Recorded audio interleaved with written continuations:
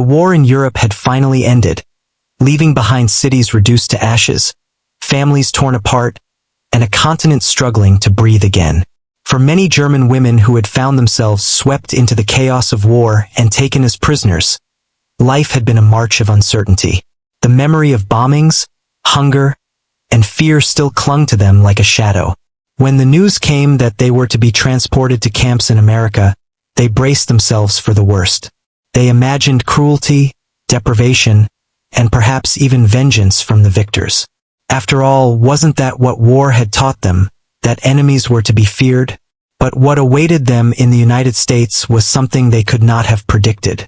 From the moment they stepped into the American camps, many were stunned by the order, the structure, and the strange feeling of safety. It was not paradise, but it was far from the misery they had braced themselves for. And among all the moments that left them speechless, one stood out as both shocking and unforgettable. The day they were led to the showers. For the first time in years, these women saw soap. Not just a small shard, not a makeshift substitute, but full bars of clean, fragrant soap waiting for them.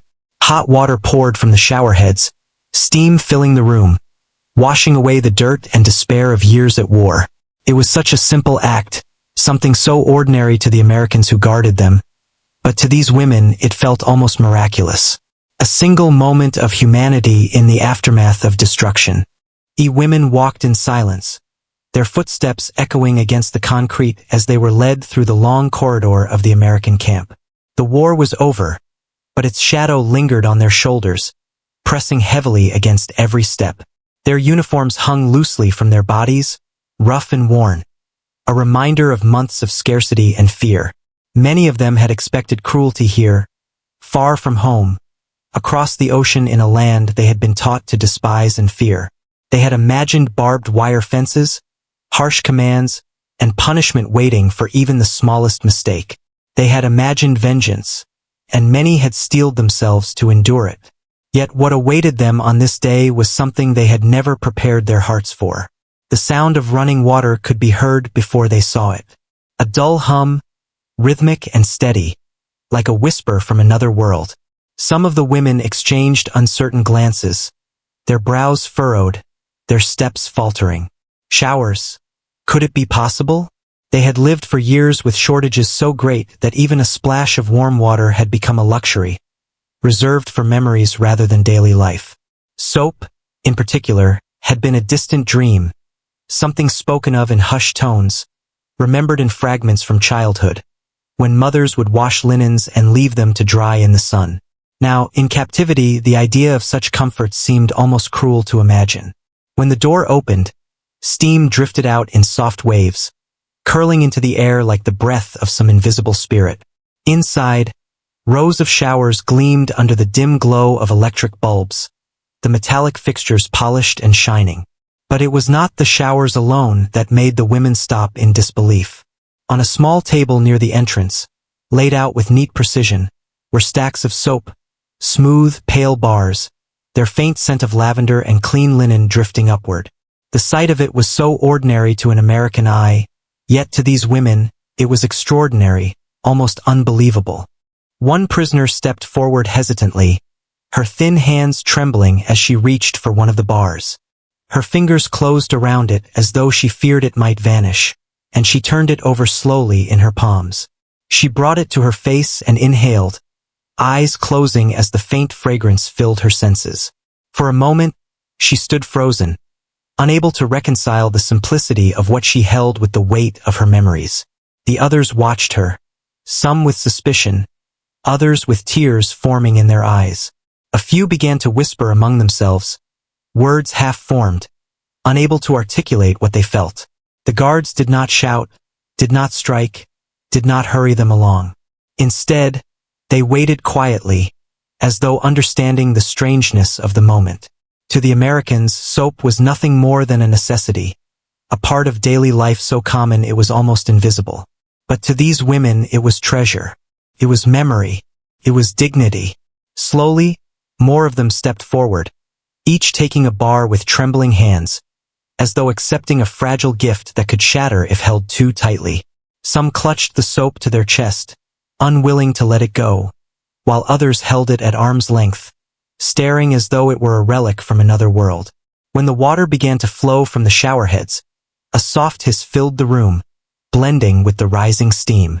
The women exchanged glances once more, still hesitant, still uncertain if this was truly for them. For years they had lived in fear, stripped of comfort, stripped of choice. Now, here in enemy hands, they were being given something they had not dared to hope for. The chance to be clean, the chance to feel human again. One by one, they stepped beneath the streams of hot water, their gasps of surprise echoing against the tiled walls. The warmth enveloped them instantly, seeping into their skin, washing away the layers of dirt and despair that had clung to them for so long. At first, there was silence, broken only by the hiss of water and the faint rustle of movement. Then came the sound of quiet sobs, of voices catching in throats, of relief breaking through the barriers of exhaustion. Some women laughed softly, their voices tinged with disbelief, while others wept openly, their tears mixing with the water that cascaded down their faces. They lathered the soap in their hands, watching as the foam spread across their arms, their faces, their hair. The fragrance filled the air, blending with the steam, creating an atmosphere almost dreamlike, almost sacred. To many of them, it was the first time in years they felt truly alive. It was not merely about cleanliness. It was about dignity restored, about being treated as more than prisoners, more than remnants of a defeated nation. For a moment, they were simply women again. Women who remembered childhoods filled with summers and laughter. Women who remembered families waiting by firesides. Women who longed for something beyond survival. The soap became a symbol, a silent gesture that said, even in captivity, even in defeat, they were still human beings worthy of compassion. One woman, older than the rest, pressed the bar of soap to her face, her shoulders shaking as tears rolled freely down her cheeks. She whispered something under her breath, words only she could hear, words meant for someone long gone. Perhaps it was for a child lost to the war, perhaps for a husband buried in the rubble of a destroyed city, or perhaps it was simply a prayer of thanks for something so small, yet so monumental. Around her, others mirrored her actions, clutching their bars as though they held pieces of a life stolen from them and now, in some small way, returned. The room filled with the sound of water and weeping, of quiet laughter, of the soft murmur of disbelief. And outside, beyond the walls of the camp, the world continued on. Nations rebuilt, soldiers returned home, borders shifted. But within that room, time seemed to stand still. The women who had braced themselves for cruelty now stood enveloped in warmth, in comfort, in a moment of grace they would never forget. For many, the memory of that first shower in America would linger far longer than the walls of the camp, etched into their souls as a reminder of what it meant to be treated with dignity, even by those once called enemies. The room was alive with the sound of running water, echoing off the tiled walls like a chorus that none of the women had expected to hear again. They stood beneath the showers with bars of soap in their hands, the steam curling around their weary faces, and for a moment it seemed as if the world outside no longer existed. Many of them had not felt such warmth, such privacy, or such comfort in years. The war had stripped them bare of so many things. Homes, families, the lives they had once known. And yet here, of all places, in the hands of their former enemies, they were rediscovering something they thought had been lost forever. The hot water flowed over them, washing away not only the dirt of travel and hardship, but also the weight of despair they had carried silently through each day of war. For the first time in what felt like a lifetime, they allowed themselves to pause and feel. Fingers moved slowly across arms and shoulders as soap lathered into a soft foam, the fragrance rising with the steam. One woman tilted her head back, letting the water cascade over her face, eyes closed, lips parted as if in prayer. Another stood quietly, holding the soap to her chest, trembling with an emotion she could not name. The war had taken everything from her, her father to the front, her brother to the firebombs, her mother to starvation. And yet, here she was, in America, in the very land she had been told was cruel and merciless, experiencing not punishment, but something dangerously close to kindness. The contradiction overwhelmed her. She wept silently, not only for what she had lost, but also for the sheer strangeness of being cared for in the smallest of ways by those she had once believed would destroy her. It was not just the physical act of washing that moved them. It was the realization of what it symbolized. Soap, hot water, and the freedom to wash one's body were luxuries denied to them for years in a land torn apart by bombs, shortages, and endless sacrifice. The war had made even the simplest acts of life feel impossible. They had learned to ration food until their stomachs burned, to go without warmth through winter nights, to stretch the last scraps of fabric into clothing that barely covered them. Cleanliness, once a matter of routine, had become almost unattainable. Many of them had grown used to the smell of smoke, sweat, and decay clinging to their clothes, to their hair, to their very skin. To step beneath a stream of hot water now, to smell the faint perfume of soap, was to remember what it meant to be alive, what it meant to feel human again.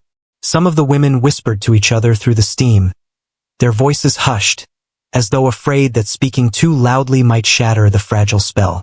They spoke of home, of childhood days when their mothers scrubbed floors until they gleamed, when linens smelled of fresh grass and sun.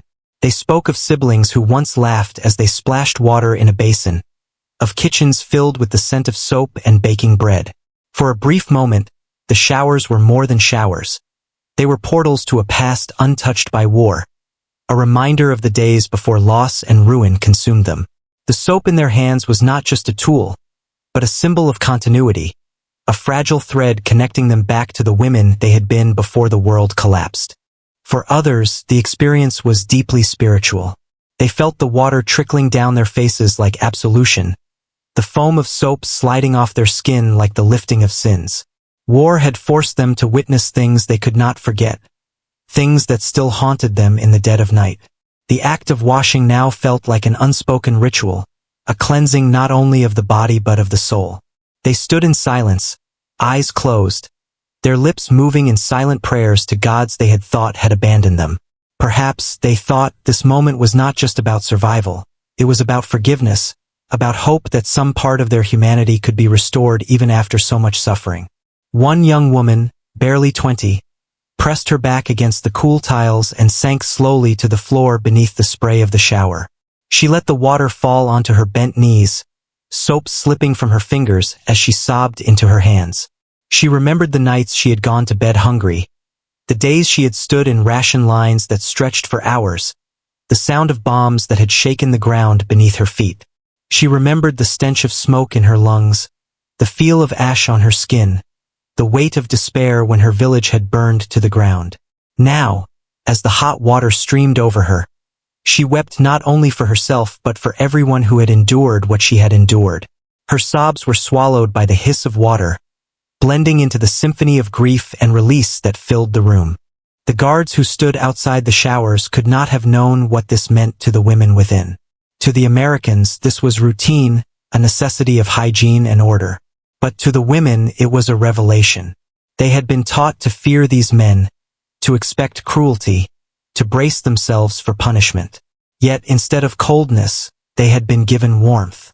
Instead of humiliation, they had been given privacy. Instead of scorn, they had been given soap. The irony was not lost on them, that their enemies, those who had every reason to hate them, were offering them something their own homeland could not provide in its final days of ruin. The women did not forget the war, did not forget the destruction or the guilt that clung to them like a second skin. But for the span of those showers, they were allowed to forget fear, to forget hunger, to forget despair. As they rinsed the soap from their skin, they looked at one another with softened expressions, their faces no longer shadowed by suspicion, but by something more delicate, understanding. They were all broken in their own ways, scarred by what they had lived through. But in this moment they shared a common relief, a fragile comfort that united them. For the first time since captivity began, some of them even smiled. They were still prisoners, still far from home, still uncertain of what the future would bring. But here, beneath the steady rhythm of water and steam, they rediscovered a small piece of the humanity that war had tried to steal. The soap was more than just soap. It was a message written in silence, carried on fragrance and foam. That dignity could be restored even when everything else had been stripped away. That hope could be found even in enemy hands, and that life could continue even when surrounded by the ruins of the past. And as they stepped from the showers, their hair wet, their skin flushed with warmth, they carried that message with them like a fragile flame in the darkness of war's aftermath. They stepped out of the showers slowly, wrapped in towels that felt softer than anything they had touched in years. The steam clung to their hair and skin as though unwilling to let them go, and for a long moment, none of them spoke. They looked at one another in silence, the heaviness in their eyes now mixed with something gentler, something almost unfamiliar, relief.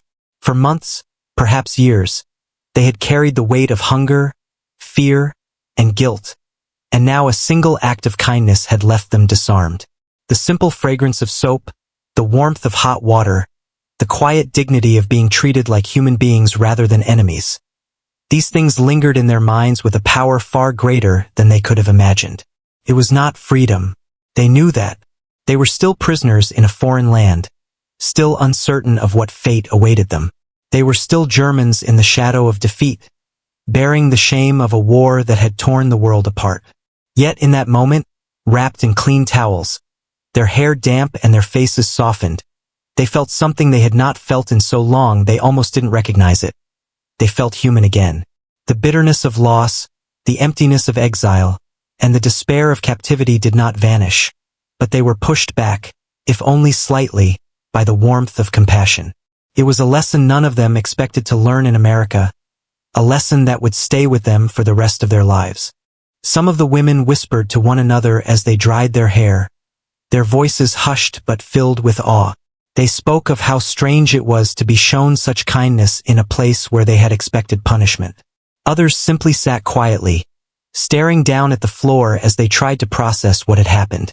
Tears were wiped away discreetly, not from sadness alone but from the shock of experiencing comfort where they thought there would be only hardship. For those who had endured endless bombings, for those who had buried loved ones beneath rubble, for those who had gone hungry night after night, this act felt like a contradiction they could barely grasp. How could the enemy, the victor, the one who had every reason to despise them, offer such humanity? And yet, that was the truth of what they had been given.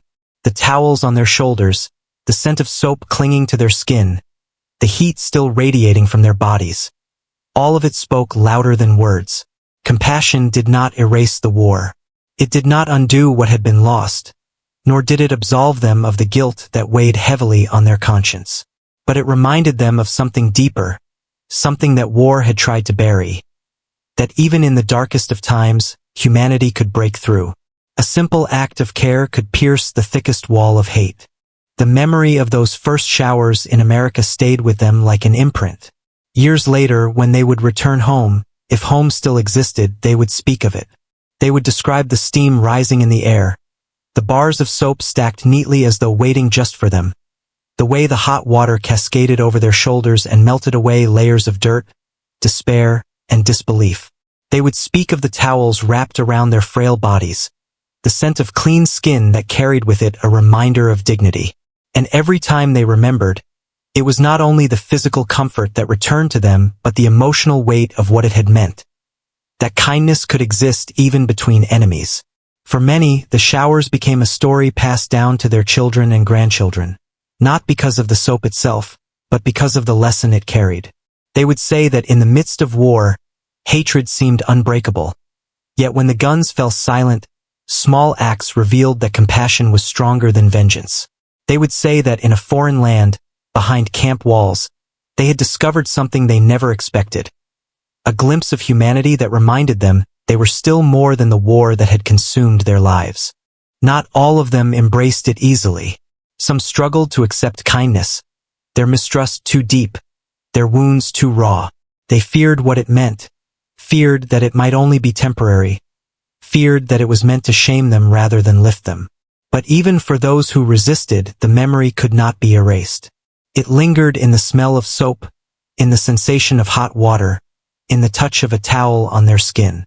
No matter how hard they tried to bury it, the moment had left its mark.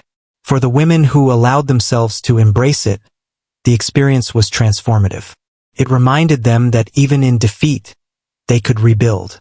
Even in exile, they could hope. Even in captivity, they could discover that compassion was still possible. And when they looked at the Americans who guarded them, they saw not only soldiers of the enemy but men capable of mercy. That realization reshaped their understanding of what survival meant. It was no longer only about enduring hunger, fear, and loss. It was about holding onto the fragments of humanity that could guide them back toward life after war. In the years that followed, as peace slowly rebuilt the world from its ruins, the women would look back on that first shower as one of the strangest, most profound moments of their captivity. They would remember it not as a trivial detail, but as a turning point in their understanding of what it meant to be human. The soap, the water, the steam, all of it was ordinary to the world outside those camp walls. But inside, for the women who had survived the war, it was extraordinary. It was unforgettable. And so the memory lived on, not as a tale of luxury, but as a testament to the power of compassion in the face of destruction. It was a reminder that even when nations clash and people are torn apart, there remains the possibility of kindness. For those German women, the showers in America would forever symbolize more than cleanliness. They would symbolize dignity restored, wounds beginning to heal, and the enduring truth that humanity, when offered even in the smallest of gestures, can carry a power far greater than any weapon of war.